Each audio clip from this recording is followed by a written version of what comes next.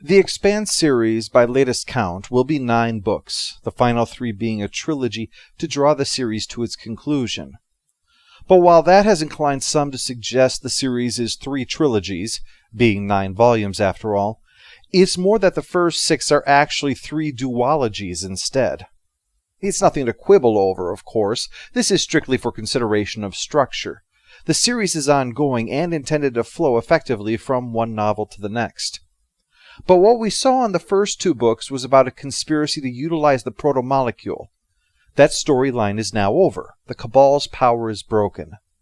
Abaddon's Gate now begins a new 2-part story. If you think of the first 2 books as The Cabal, then the second 2 books could be called The Investigator, the name for the ghost of Miller that appears to Holden at the end of the previous book. These 2 novels are about the investigation into all this, to pull back the curtain and find what answers that they can. Oh, it won't be straightforward, because the political struggles between Earthers, Martians, and Belters hasn't gone away, and none are going to want to be shut out of whatever is happening. So it's not a case of everyone just clearing the way for self-appointed galactic savior Holden to march in simply because he said a ghost told him to. The thing on Venus is silent now, and all attention is focused on the product of its work, a large ring, near the outer edge of the solar system. The natural question is, what is it? And what's going to happen with it? The natural thought is that it's some kind of wormhole gate, to either allow them a faster-than-light means to travel outward, or to allow something else in, something potentially hostile. Earth and Mars immediately send ships to keep an eye on things, while more large-scale responses are also being considered and debated. A rabble-rouser on one of the talk shows says that the entire edifice is an abomination that must be left alone, and that it's a temptation to sin. Remarks like that don't exactly help his case, but the question he raises can't be easily dismissed. Is it wrong to ultimately profit from a third party doing something evil? Is the only moral choice to reject what would benefit you in that case? To repeat a thought experiment I've brought up before, if a child with a rare blood type needs a transplant, and someone murders another child with that blood type so that the organs would be available, would it be unethical for the doctor to use the organs to save the patient? Are some things so evil that they taint any potential good as an evil as well? Or is it acceptable, if the evil has already happened, to try to bring some good out of it? Things get more tense thanks to a Belcher kid named Noyo who decides to do the ultimate slingshot, a common recreational hobby of Belcher adventurers. He plans to do a long, involved slingshot to send him through the ring, all in the hope of impressing a girl back home. But more than that when you get down to it. In either case, he succeeds for a few seconds before he dies.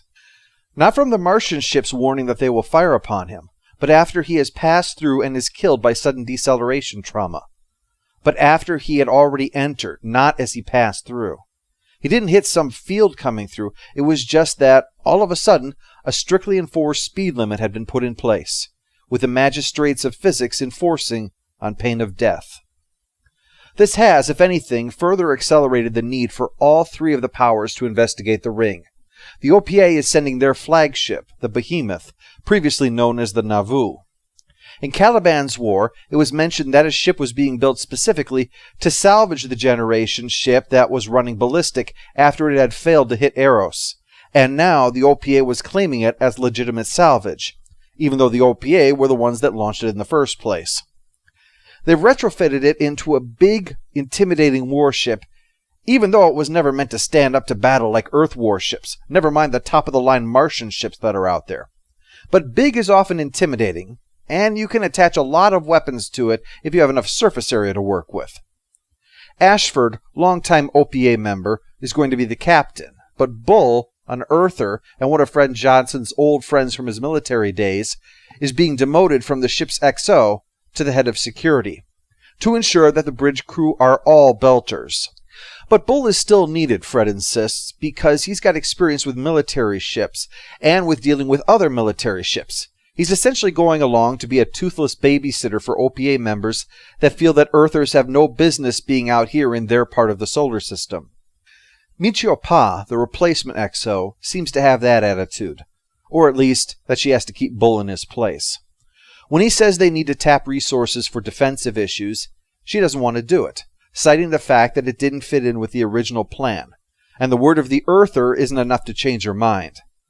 Sam, the chief engineer, could bring it up, but that would just further reinforce the problem. Bull's not to be taken seriously unless he sends a belter to say it. We're not just following the OPA, of course. Earth is also sending ships, with two very different passengers. One is Pastor Anna, a reverend who's in a same-sex interracial marriage. You know, that old cliché. Pastor Anna, as we learn, is what you might think of as a highly compassionate pragmatist, by which I mean she cares very deeply about other people, while at the same time mostly concerned with practical results over everything else. She, on the one hand, is prepared to lie and even injure someone if it's necessary to save another. And yet, she is irritated with someone screaming in horror because screaming is absolutely useless in solving a crisis. Her wife is irritated that Anna is very much of the "it's easier to beg forgiveness than ask permission" school of thinking. And this all comes together to make Pastor Anna the kind of person who, when she sees a problem, not only wants to solve it, but stops to think of how precisely to go about solving it. She does not truck with empty gestures to soothe one's conscience and convince oneself that your caring alone makes a difference. Caring must be turned into productive results, or it's just emotional masturbation. Also obsessed with the end result is Clarissa Mao, daughter of Jules Pierre Mao and sister to Julie. At the end of the previous book, her father was dropped into the deepest prison that Earth had, with Avasarala even gloating by having Holden on hand to watch his fall. Now he can't see anyone but his lawyer. His family is cut off from him forever. And while he had enough money hidden away for all of them, the family fortune and reputation are in tatters. Clarissa could live comfortably the rest of her life with what her father left her, but she wants more than that. She wants revenge on Holden for his part in all of this, and goes to elaborate lengths in order to try to get it. Holden, for his part, is just trying to stay away from all of this. He can't even enjoy a pleasant night in Port at Ceres, having fun with his crew with all the money that they've raked in since going independent. Because in the bathroom, he finds the ghost of Detective Miller wanting to talk to him again. For the past year, the ghost has reappeared, but only when Holden is alone, and never making any sense. It's only when Noyo passes through the ring that Miller seems to become aware of reality briefly before leaving, which convinces Holden that they need to remain as far away from that damn alien construct as possible.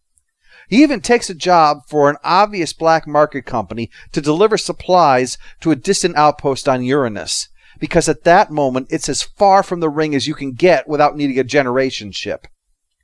But even this is no reprieve, as Holden discovers they're too hot even for the black market now, because the contract gets pulled and the ship is locked down in part because of court orders from both Earth and Mars, alleging that the Rocinante is stolen property. There is a way out of this, though. At least a way to get out of this port without having to shoot their way free. But it means taking a job that heads to the ring. The first part of the novel is about a common thing, having something to prove. Noyo kicks it off with his crazy slingshot plan. Noyo is in love with that girl, remember, but the thing is, Noyo's father was an Earther, and even though he was raised in the Belt and had a Belter mother, a lot of the time he felt like he was a poser pretending to be a Belter instead of actually being one. Noyo went on this crazy trip not just to win the girl, but to win respect as a true Belter. He was prepared to risk his life, endure horrible conditions, and probably spend time in jail just to prove that he was not just a Belter. He was a Belter to be remembered. Unfortunately, Noyo would be remembered as that idiot Belter who started this catastrophe. The OPA has something to prove. Earth and Mars are heading out to the ring to take control of the situation. The new government of the Belt thus needs to get out there and show the flag, to act in a way that proves that they are every bit the equals of the other two. Racing out there in a ship that isn't even finished yet, with a crew that hasn't been tested in this kind of situation, well, that's fine, whatever it takes. The OPA can't afford to look weak, or it's an invitation to the Inners to treat them, as Avasarala put it in the last book, as a rugby scum with a currency. Even if their ship is a repurposed mess, at least showing up with an all-Belter bridge crew proves that they deserve to be treated with grudging respect by the other two. They have to do this. Of course, that demotion necessary for the all-Belter bridge crew puts Bull in the same position of needing to prove himself. As Fred confessed, he himself has to work twice as hard as anyone in order to get the Belters to respect him. And Bull needs to have that respect too if this mission is going to work. So when he discovers that someone is trading in pixie dust, a drug, he takes action. It's not that people are getting stoned in their free time. There's already booze on board after all. But it's that people are showing up at work high and causing problems. Even a serious accident that leaves one worker getting his leg crushed by someone who's on dust. The Behemoth was never meant to be a warship, so there's no brig or jail. So Bull tracks the drugs to their source, ensures that he's dealing with the top of the food chain there, and proceeds to arrest the supplier, bring him through the ship, and toss him out the airlock. Ashford and Pa are shocked at this murder, but Bull says, A, this is a military ship, not a station. He's no cop, and he's not going to act like one. And B, by dealing in pixie dust, the ship was being put in danger, and every Belter understands that if someone endangers the ship, you space them. It wasn't just that the risk of making dust is death, it's that dealing in dust is a threat to the ship, something that no Belter is going to abide. Ashford has to reluctantly leave Bull free to continue, but Pa sees the real point. More Belter than thou, to show that she's more aware than her limited experience suggests.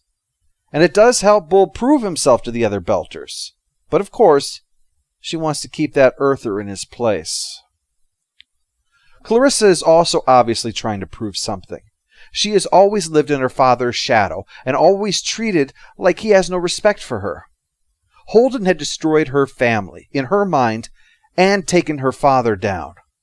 What better way to prove herself than to exercise his revenge on their enemy? To do this, Clarissa is already prepared to kill, as we see when she tries to get a new identity set up to commit this crime, going into Baltimore, which is full of all kinds of organized crime, so that's obviously the best place to go. The seller threatens to expose her, though, unless he gets a piece of the action.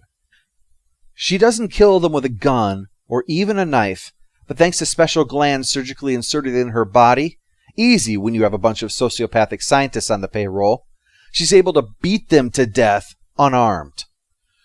The first step of her journey, and Clarissa Mao, a.k.a. Melba Coe, has literally gotten her hands dirty. And it won't be the last time, if that's what it takes, to prove herself.